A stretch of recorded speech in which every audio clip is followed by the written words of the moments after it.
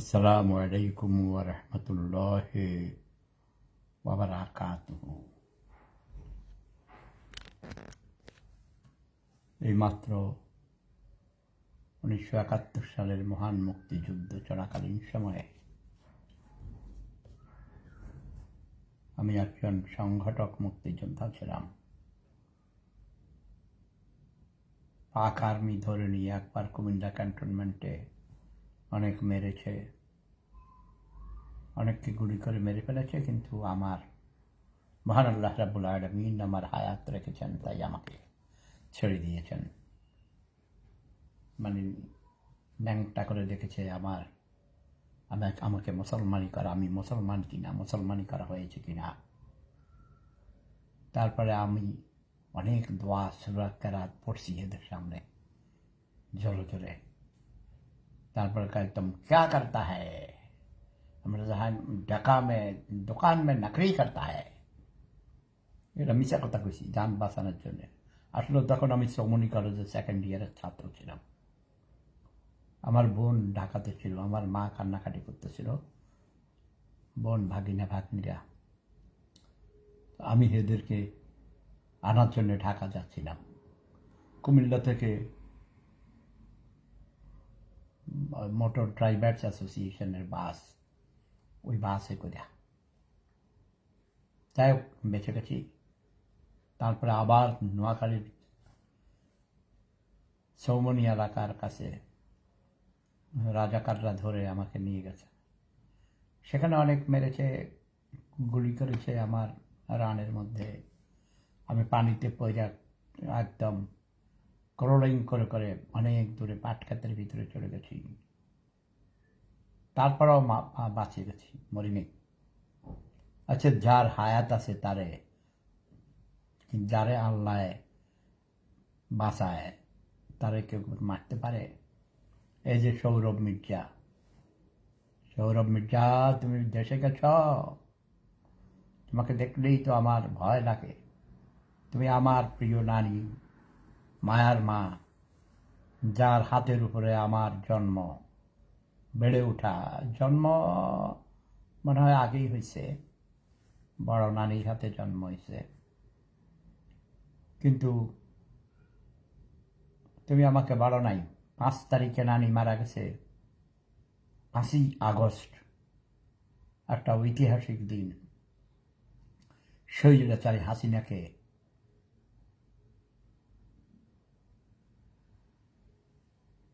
কই যাও নাই, তুমি দেশে যাও নাই তো, তোমার বউ তো নাই। এই জন্যই তো আমার ভয় লাগে, চিন্তা। এই তোমার সুন্দরী, কচি কচি সুন্দরী তরুণী ধোকা দিয়া বিয়ে করাইছো তুমি আমার নাতি কইয়া। সে তো আমাকে বলেছে তুমি আমার নাতি বলাতে সে তোমার সাথে বিয়ে করতে রাজি হয়েছে। তুমি তাকে রাখাইছো দেশে, দেশে যাও না, সে আছে নাকি চলে গেছে? হ্যাঁ, আমার তো সন্দেহ, ভয় লাগে। আচ্ছা যাক, মজা করি। ফাইজুল ইসলাম নীরব, ওয়েলকাম। নীরব কেন কবি?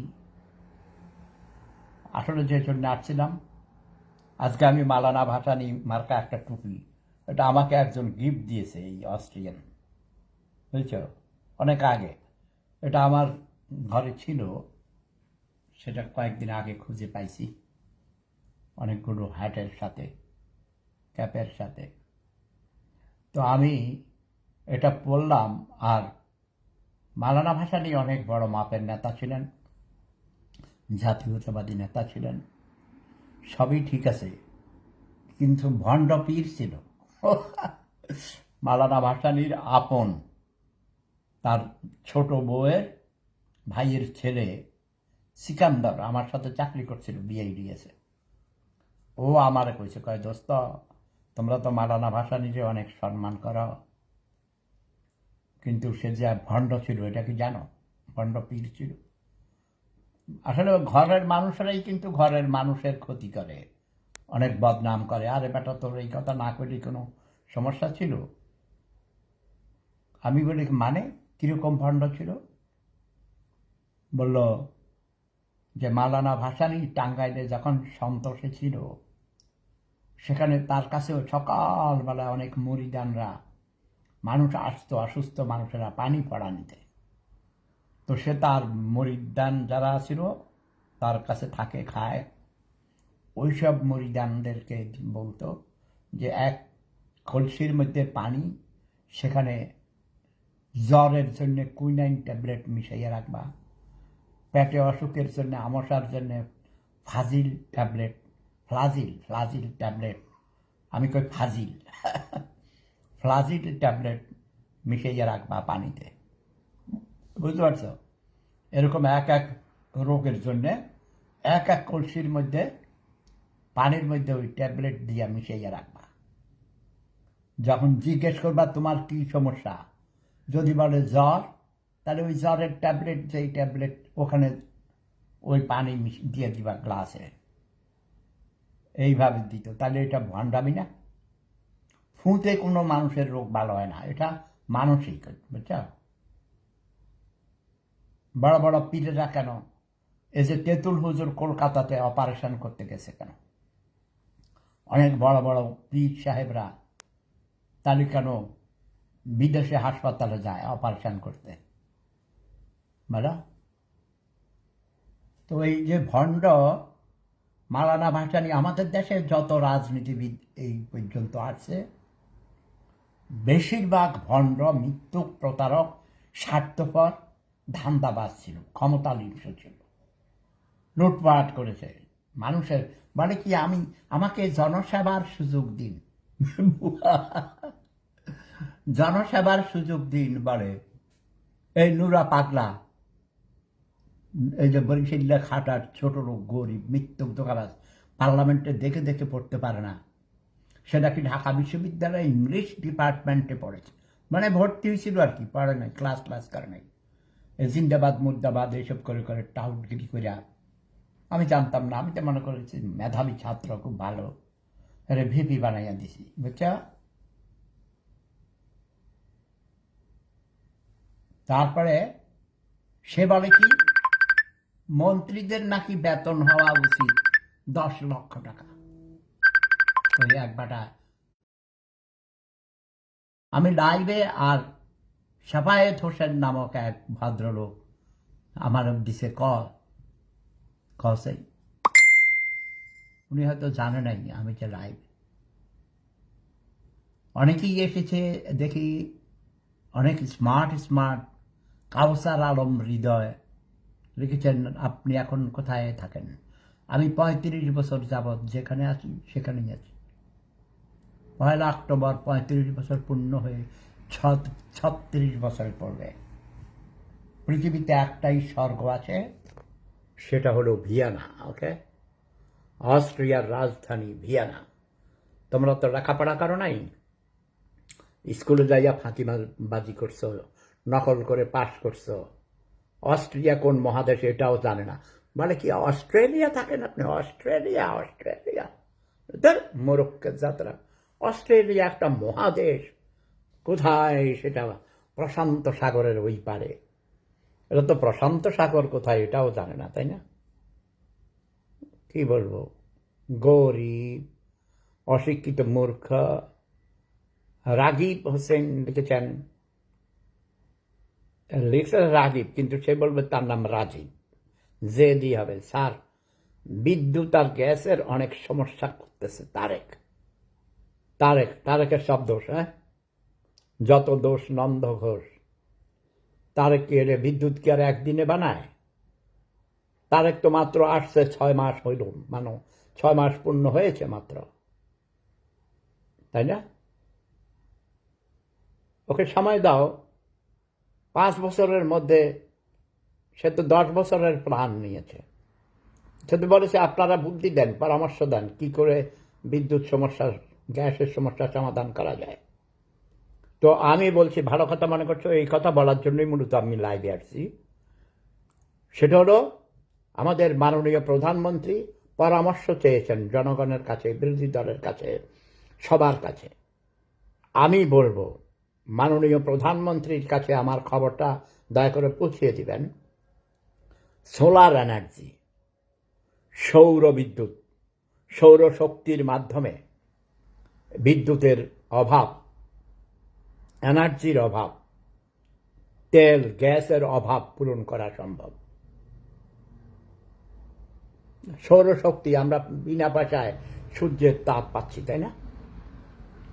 সূর্যের আলো থেকে, সূর্যের তাপ থেকে বিদ্যুৎ উৎপন্ন করা যায়। ভারতে আপনারা রাস্তা দিয়ে যাওয়ার সময় দেখবেন, সে অনেক আগে থেকেই, আরো 35 বছর আগে আমি ভারতে 22 দিন ছিলাম পশ্চিমবঙ্গে, আমি ঘুরে দেখেছি। তারপরে আরো কয়েকদিন আগে, মাত্র গত মাসে, আমার ছোট বউ, সে ডাক্তার, সেখানে কলকাতা, চেন্নাই, দিল্লি, আগ্রা এসব জায়গায় ও গিয়েছিল। জাতিসংঘ থেকে তার ডিউটি পড়েছে সেখানে, ওকে, আপোলো হাসপাতালে।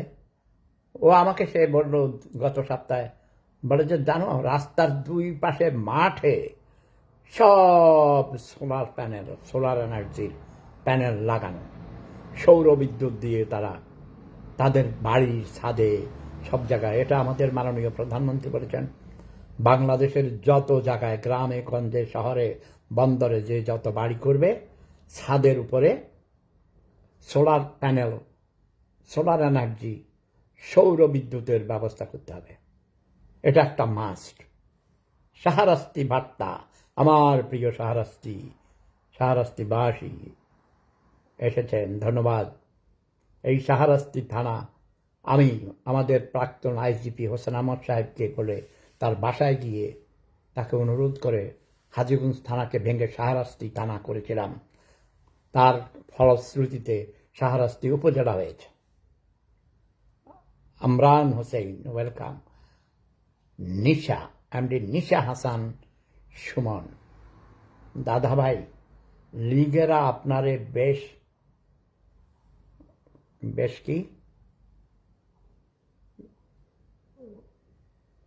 কি দেখছে বুঝি না। যাক, পাশে রেখো, কিছু বলে আমার পিছু পিছু কে কি করো, আই ডোন্ট কেয়ার, ওকে। ও সম্পদ কর্মকার, হে, ভারতে আমি অনেক গিয়েছি, অনেক। 71 যুদ্ধের সময় ছিলাম ত্রিপুরা রাজ্যে, আগরতলা।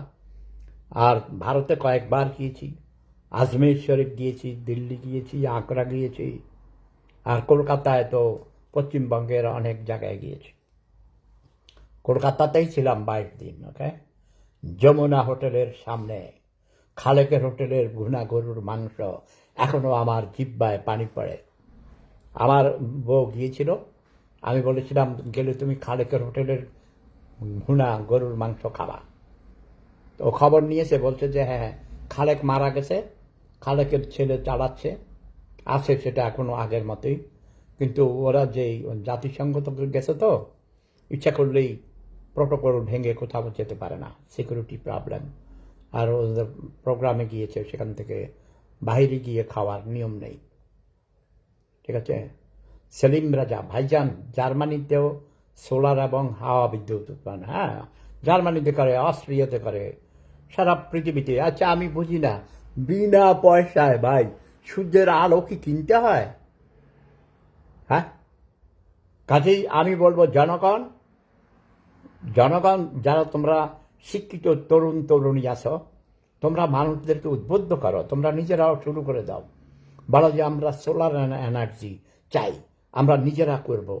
সরকার তোমাদের ভর্তুকি দিবে, যাদের পুঁজি নেই, টাকা নেই, ব্যাংক থেকে আমি অনুরোধ করব, মাননীয় প্রধানমন্ত্রী নিজের থেকেই তিনি উদ্যোগ নিচ্ছেন, বলছে আপনারা এগিয়ে আসুন, আমি যতদূর সম্ভব সরকারের পক্ষে সাপোর্ট দিব। প্রতিটি ব্যাংক সেজন্যে কম ঋণে, কম সুদে, সামান্য সুদ তো নিতেই হবে, ব্যাংক নারে চলবে কী করে, প্রয়োজন বোধে সরকার ভর্তুকি দিবে। আপনারা দয়া করে সোলার এনার্জির উপরে বিপ্লব শুরু করে দিন, বিপ্লব আকারে প্রতিটি মানুষের ঘরে, গ্রামের বাড়িতে, হাটে মাঠে ঘাটে, শহরে বন্দরে, সব জায়গায় আপনারা সবাই সোলার এনার্জি লাগান, ঠিক আছে? শাহরাস্তি বার্তা লিখছেন, শাহরাস্তির কৃতি সন্তান সেবুদা, স্যালুট দাদু, I salute you, I love my people from Bangladesh and specially from Shahrasti, Choriyara, Sorsag, Sutipara, ও কালিরবাড়ি, সব। আমি বাংলাদেশের প্রায় প্রত্যেক উপজেলায় গিয়েছি, আর আমার শাহরাস্তি উপজেলায় 155টা গ্রাম আছে, প্রত্যেক গ্রামে গিয়েছি, আমি চিনি। হাজীগঞ্জ থানার প্রত্যেকটি গ্রাম প্রায়গুলি আমি চিনি। আর আমাদের আত্মীয় স্বজন এত বেশি, আমার দাদা এবং নানা দুই পক্ষেই জমিদার ছিল, তাদের অনেক সন্তান ছিল।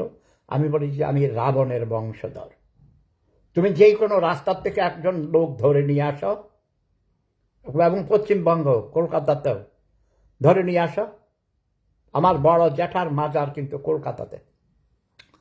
ওকে, আমার পূর্বপুরুষরা আরব থেকে এসেছেন ইসলাম প্রচার করার জন্যে। আমি আওলাদে রাসূল, আমি আমাদের প্রিয় নবী হজরত আহমদ মুস্তফা সাল্লাল্লাহু আলাইহি সাল্লামের বংশধর, কুরাইশ বংশের থেকে আমার দাদার বংশ এই ভারত, বাংলা ভারত উপমহাদেশে ইসলাম প্রচারের জন্য এসেছেন। হজরত শাহরাস্তি রহমতুল্লাহ আলাইহির মাজার শরীফ তোমরা জিয়ারত করতে যাবা, তোমাদের ইচ্ছা পূর্ণ হবে। সেখানে কোনো গাঞ্জুটি নাই, সেখানে কোনো ল্যাংটা ফকির নাই, সেখানে কোনো চাঁদাবাজি নেই, এমনকি সেখানে ধূমপান নিষেধ। তোমরা যদি যাও তার প্রাণ শান্তি হয়ে যাবে। আমি অগণিতবার গিয়েছি। হ্যাঁ, সুতিপাড়া, এই যে সৌরভ আমাদের পাশের বাড়ি, বুঝছো? ওর বড় আব্বা বড় আম্মা আমার নানা নানু হতেন, অনেক আদর করতো। মায়ের মা আমার নানি মারা গেছে, ওর কাছে শুনেছি। সবাই দোয়া করবে মায়ের জন্যে, মায়ের মার জন্যে সবাই দোয়া করবে। মহান আল্লাহ রাব্বুল আলামিন মায়ের মাকে তার কবর আযাব মাফ করে দাও মাওলা, তাকে জান্নাতুল ফেরদাউস দান করো।